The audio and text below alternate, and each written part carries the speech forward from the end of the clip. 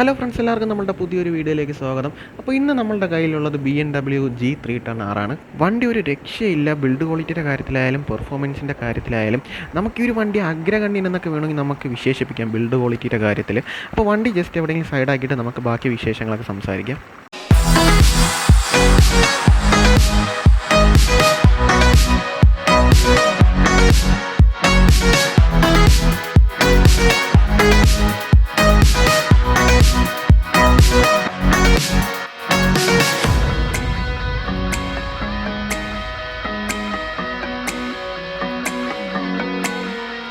ഒരുപാട് നിഗൂഢതകൾ ഒളിഞ്ഞിരിക്കുന്ന ഒരു ക്യാരക്ടറാണ് ഈ ഒരു ബൈക്കിന്. അത് മനസ്സിലാവണമെന്നുണ്ടെങ്കിൽ തീർച്ചയായും ഈ ഒരു വണ്ടിയും കൊണ്ട് റൈഡ് പോകണം. എന്നാൽ മാത്രമേ നമുക്കത് മനസ്സിലാക്കാൻ പറ്റുള്ളൂ. കാരണം വേറെ ഒന്നുമല്ല, ഒരുപാട് പേരെടുത്ത് ഞാൻ ഈ ഒരു വണ്ടിയുടെ മൈലേജിനെ പറ്റി തിരക്കിയായിരുന്നു. അപ്പോൾ ഓൾമോസ്റ്റ് എനിക്ക് കിട്ടിയ ഒരു ആൻസർ എന്ന് വെച്ച് കഴിഞ്ഞാൽ 30 to 34 വരെയാണ്. മൈലേജിനെ പറ്റി ഞാൻ കൂടുതൽ തിരക്കിയത് വേറൊന്നും കൊണ്ടല്ല, ഇതിൻ്റെ ഫസ്റ്റ് സർവീസ് ആയിരുന്നു കഴിഞ്ഞ ദിവസം. അപ്പോൾ ട്രിവാൻഡ്രം ടു എറണാകുളം വരെ ഈ ഒരു ബൈക്ക് കൊണ്ടുവേണ്ടി വന്നു. അപ്പോൾ കിട്ടിയ മൈലേജ് എന്ന് പറഞ്ഞാൽ 38 to 43 ഹൈവേയിൽ ഈ ഒരു റേഞ്ചിനിടയ്ക്കാണ് മൈലേജ് കിട്ടിയത്. അത് ശരിക്കും എന്നെ ഞെട്ടിപ്പിച്ച് കളഞ്ഞു. ഈ ഒരു വണ്ടിയുടെ കളർ വേരിയൻ്റ് അനുസരിച്ചാണ് ഇതിൻ്റെ പ്രൈസ് വരുന്നത്. ഇത് പോളാർ വൈറ്റ് ആണ്, അതുപോലെ തന്നെ കോസ്മിക് ബ്ലാക്ക് ഉണ്ട്. ഈ രണ്ട് മോഡലിനും ഓൺ റോഡ് പ്രൈസ് വരുന്നത് 3,24,000 രൂപയാണ്. സ്റ്റൈൽ സ്പോട്ട് എന്ന് പറയുന്ന വേരിയൻറ്റിന് വരുന്നത് 3,36,000 രൂപയാണ്. വളരെ ക്യൂട്ടായിട്ടുള്ള ഡിസൈനിലാണ് ഹെഡ്ലൈറ്റ് ഒക്കെ വന്നിട്ടുള്ളത്. അതുപോലെ തന്നെ ഹെഡ്ലൈറ്റിൻ്റെ നടുക്കായിട്ട് ഒരു BMW വർക്ക് കൊടുത്തിട്ടുണ്ട്. അത് എന്തായാലും അടിപൊളിയായിട്ടുണ്ട്.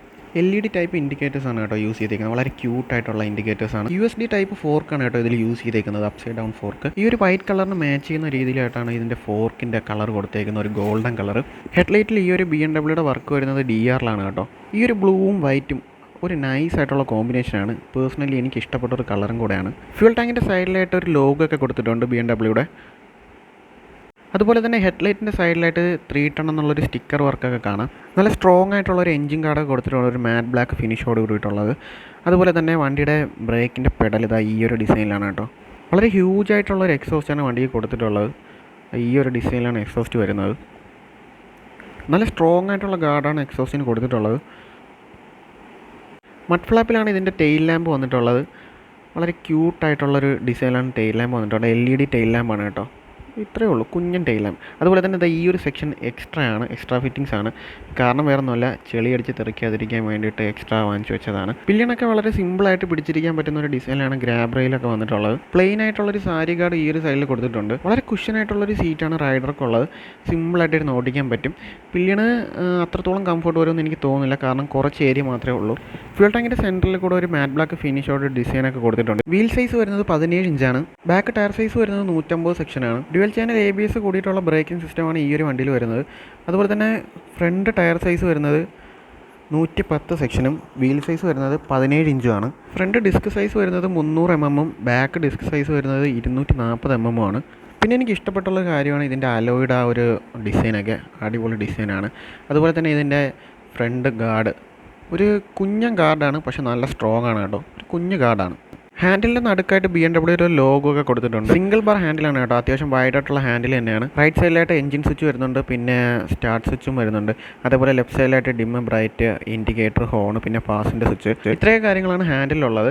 പിന്നെ മിററിൻ്റെ സൈഡ് പറയുകയാണെങ്കിൽ ഒരു കുഞ്ഞ് മിററാണ്, പക്ഷേ അത്യാവശ്യം വ്യൂ ഒക്കെ ലഭിക്കുന്നുണ്ട്. നല്ലൊരു സ്റ്റാൻഡേർഡ് ലുക്കിലുള്ള ഇൻസ്ട്രുമെൻറ്റ് ക്ലസ്റ്ററാണ് വണ്ടിക്ക് വരുന്നത്. ഫ്യൂവൽ ഇൻഡിക്കേഷൻ, അതുപോലെ തന്നെ എത്ര കിലോമീറ്റർ ഓടും, റേഞ്ചൊക്കെ കാണിക്കുന്നുണ്ട്. ഗിയർ പൊസിഷൻ ഇൻഡിക്കേറ്റർ, പിന്നെ RPM, അതുപോലെ തന്നെ മൈലേജ് കാര്യങ്ങളൊക്കെ കാണിക്കുന്നുണ്ട്. പിന്നെ ലെഫ്റ്റ് സൈഡിലായിട്ട് ന്യൂട്രൽ ഇൻഡിക്കേഷൻ ഉണ്ട്, ലോ ഫ്യൂവൽ ഇൻഡിക്കേഷൻ വരുന്നുണ്ട്. അതുപോലെ തന്നെ റൈറ്റ് സൈഡിലായിട്ട് ABSൻ്റെ വാർണിംഗ് ലൈറ്റ്സ് ഒക്കെ കൊടുത്തിട്ടുണ്ട്. അപ്പോൾ ഇത്രയും കാര്യങ്ങളാണ് ഇൻസ്ട്രുമെൻറ്റ് ക്ലസ്റ്ററിൻ്റെ സൈഡിൽ നിന്ന് പറയാനുള്ളത്. അഡ്ജസ്റ്റബിൾ ബ്രേക്കിംഗ് സിസ്റ്റമാണ് ഇതിൽ കൊടുത്തിട്ടുള്ളത്. നമുക്ക് അഡ്ജസ്റ്റ് ചെയ്തൊക്കെ വെക്കാൻ കഴിയും. നല്ല സ്മൂത്തായിട്ടുള്ള ബ്രേക്കിംഗ് ആണ്. അതുപോലെ തന്നെ ക്ലച്ചും നമുക്ക് അഡ്ജസ്റ്റ് ചെയ്യാം. 785 സീറ്റ് ഹൈറ്റ്. എൻ്റെ ഒരു ഹൈറ്റ് 180 ആണ്. എനിക്ക് ഫ്ലാറ്റായിട്ട് കാലൊന്നും നിൽക്കാൻ പറ്റുന്നുണ്ട്. ഈ ഒരു സൈഡിലായിട്ടാണ് സീറ്റ് ഓപ്പണിങ്ങിൻ്റെ ലോക്ക് വരുന്നത്. ഇതാണ് കീയുടെ ഡിസൈൻ. എനിക്ക് അത്ര ഒരു ഇതായിട്ട് തോന്നിയില്ല. ഒരു BMW ലോഗോ ഒക്കെ കീയിൽ കൊടുക്കായിരുന്നു, പക്ഷേ ലോഗോ ഒന്നും കൊടുത്തിട്ടില്ല. നമുക്കിതിൻ്റെ എക്സോസ്റ്റ് നോട്ടോ ജസ്റ്റ് ഒന്ന് കേട്ട് നോക്കാം.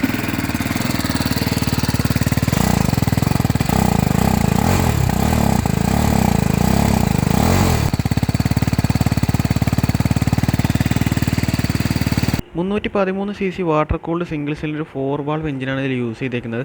അതുപോലെ തന്നെ 6 സ്പീഡ് ഗിയർ ബോക്സാണ് വണ്ടിക്ക് കൊടുത്തിട്ടുള്ളത്. വണ്ടിക്ക് തരക്കേടില്ലാത്തൊരു ഗ്രൗണ്ട് ക്ലിയറൻസ് തന്നെ ഉണ്ട്. അതുപോലെ തന്നെ ഇതിൻ്റെ ഫ്യൂൽ ടാങ്ക് കപ്പാസിറ്റി എന്ന് പറയുന്നത് 11 ലിറ്റർ ആണ്. ഇതിൻ്റെ ഫസ്റ്റ് സർവീസ് കോസ്റ്റ് എന്ന് പറയുന്നത് 6,500 രൂപയാണ്. ഇനി ഈ ഒരു വണ്ടിയുടെ സെക്കൻഡ് സർവീസ് വരുന്നത് 10,000 കിലോമീറ്റർ അല്ലെങ്കിൽ 1 വർഷം. ഈ ഒരു ടൈമിൻ്റെ ഇടയിലാണ് ഈ സെക്കൻഡ് സർവീസ് വരുന്നത്. എനിക്ക് ഈ ഒരു വണ്ടിയിൽ ഏറ്റവും ഇഷ്ടപ്പെട്ട കാര്യമെന്ന് വെച്ചാൽ ഇതിൻ്റെ ക്വാളിറ്റി തന്നെയാണ്. അത് ഒരു രക്ഷയില്ല. കാരണം ഇതിൻ്റെ സ്വിച്ചസിന് വരെ അത്ര പെർഫെക്ഷനും അത്ര ക്വാളിറ്റിയാണ്. പിന്നെ BMW എന്ന് പറയുമ്പോൾ തന്നെ നമുക്കിതിൻ്റെ ഒരു ക്വാളിറ്റിയുടെ കാര്യം നമുക്ക് ജസ്റ്റ് ഒന്ന് ഊഹിക്കാവുന്നതേ ഉള്ളൂ. പിന്നെ ഇതിൻ്റെ സസ്പെൻഷൻ അടിപൊളി സസ്പെൻഷനാണ്. നമുക്ക് യാതൊരു തരത്തിലും ഡിസ്റ്റർബൻസ് ആവുന്ന രീതിയിലുള്ളൊരു സസ്പെൻഷനൊന്നും അല്ല. നല്ല രീതിക്കുള്ള ഒരു റൈഡിങ് കംഫർട്ട് തന്നെയാണ് വണ്ടി തരുന്നത്. പക്ഷേ പില്ലിയൻ അത്രത്തോളം കംഫർട്ട് തരുമെന്ന് എനിക്ക് തോന്നുന്നില്ല. കാരണം ജസ്റ്റ് ഒന്ന് ഒരു ത്രോട്ടിൽ കൊടുത്തു കഴിഞ്ഞാൽ ബാക്കിലോട്ടൊന്ന് ചാഞ്ഞു പോകുന്നൊരു ഫീല് തോന്നുന്നുണ്ട്. പിന്നെ വണ്ടി എത്ര സ്പീഡിൽ ഓടിച്ചാലും ഒരു കുലുക്കവും വരില്ല എന്ന് പറഞ്ഞതുപോലെയാണ്. ഒരു തരത്തിലുള്ള വൈബ്രേഷനോ കാര്യങ്ങളോ ഒന്നുമില്ല.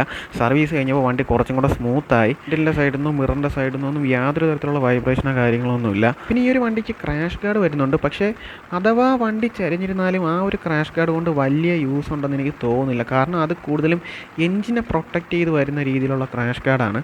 ഓരോ കിലോമീറ്റർ ഓടിക്കും തോറും വണ്ടി കൂടുതൽ നമ്മളെ ഞെട്ടിച്ചുകൊണ്ടാണ് ഇരിക്കുന്നത്.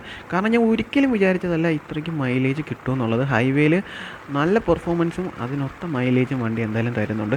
പിന്നെ എനിക്ക് തോന്നിയ ചെറിയ ഒന്ന് രണ്ട് ഒരു ഡ്രോബാക്ക് ഞാൻ പറയാം. കാരണം കീയിൽ ആ ഒരു BMW ഒരു ലോഗോ കൊടുക്കായിരുന്നു. അതേപോലെ തന്നെ ഹെവി ആയിട്ടുള്ള ട്രാഫിക് വരുമ്പോൾ കാലിലേക്ക് ചെറിയ രീതിക്കുള്ള ഹീറ്റ് അടിക്കുന്നതായിട്ട് എനിക്ക് ഫീൽ ചെയ്തു. ചെറിയ രീതിക്ക്, അത് ഓവറല്ല.